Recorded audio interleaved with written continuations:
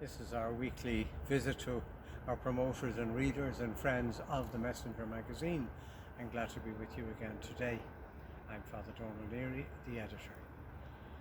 I'm speaking beside this rose bush, which I think is beautiful, and you might have seen this picture on our Facebook over the last few weeks because I took it at different times as the roses were coming out. And I used to have a little moment here every morning where it was a moment of hope that I knew these roses are going to come out, definitely. And we're in a bad time now. And I was wondering, or it got me thinking a bit about, at this time, why do we pray? And it has something to do with hope. And these roses gave me a little moment of hope every morning. And I can move on now soon to another rose bush which is beginning to bloom in our garden. Why do we pray? That's an interesting question at the moment.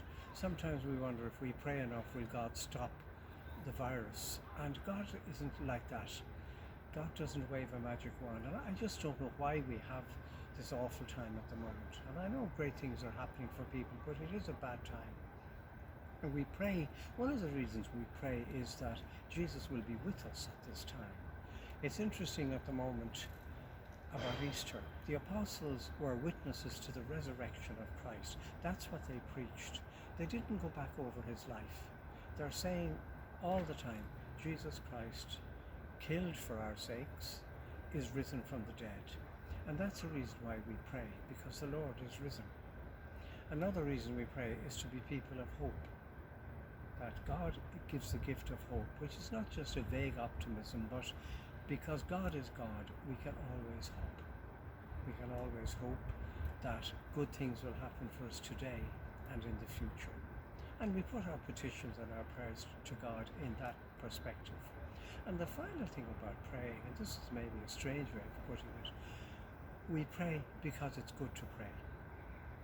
Just like we eat our dinner because it's good to have a dinner every day, it is actually good for us to pray.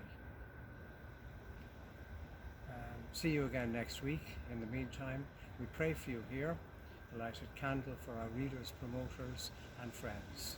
Thank you for all the encouragement we get in the phone calls and in the new subscriptions as well to the Messenger. Sacred Heart of Jesus, we place all our trust in you.